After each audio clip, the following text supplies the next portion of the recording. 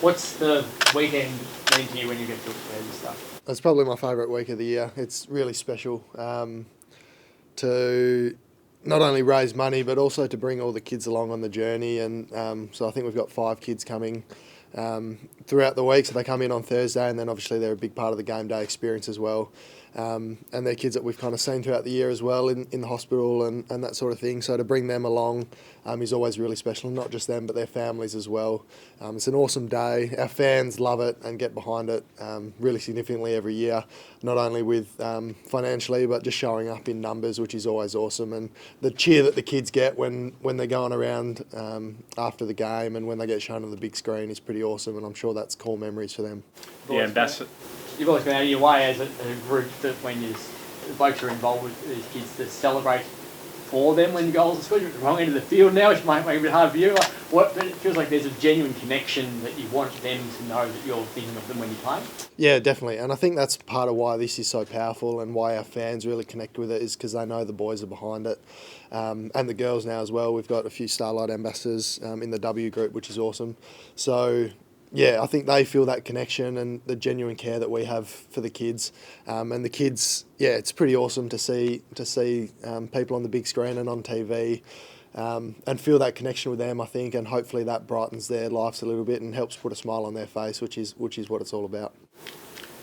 Pretty much answered it in terms of on field, in terms of the result. It's a massive week for the club in terms of the Starlight, but also in terms of getting the 4 points as well and making the most of that run at home. How crucial is it to get another 4 before you get on the bird?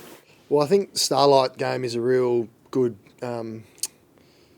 perspective check, I think, for the club as a whole and especially the playing group. And you can be going as well as you want, like we are at the moment, 5 on the trot, whatever it is, or you can be down in the dumps and have lost a few and the season's really struggling. And then these kids come into the room, come into the club and just really brighten the place up, and that's really special. And some of the things that they're going through really puts what we go through into perspective as well. So I think no matter where you're at in the season, this game kind of gives the boys an extra little boost, gives a definite perspective check, and also just the whole club as well.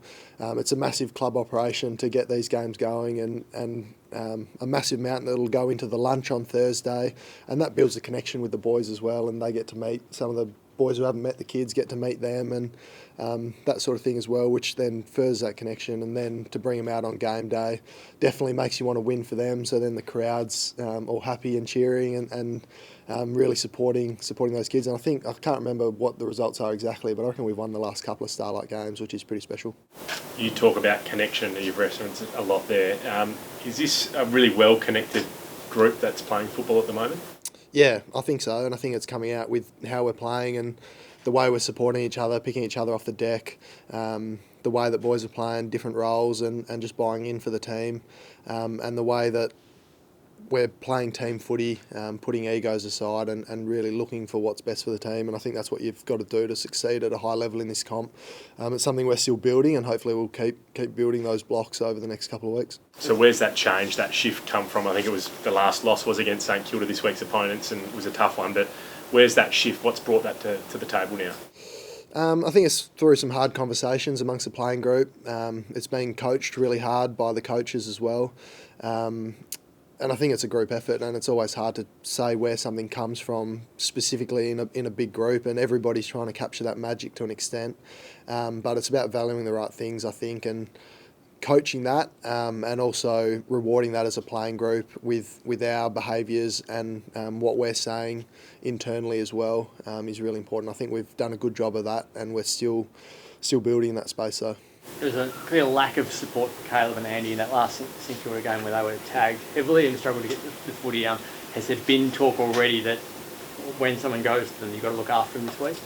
We haven't touched on St Kilda yet. We're still that'll start from tomorrow. That will go into the Saints. Obviously, there's been a bit going on with the Dacos stuff over the weekend, and that's always a focus for us, no matter who we're playing and whether we've got a target player or they're targeting one of ours. We want to win as a 22, as a 23. It's not up to one person. And at our best, I think we're capable of, if Caleb or Andy is a little bit quieter, there's blokes that stand up. You can't tag everyone. And what Dogger's doing in the ruck, has been pretty special. You can't tag both Caleb and Andy, and then Fifey comes in and does his thing as well. So we're trying to build a really balanced group that you can't take everyone away. Clarkey off half back, Rick and Shay coming off half forward as well. You can't tag everyone. So that's what we're really trying to build is that team footy.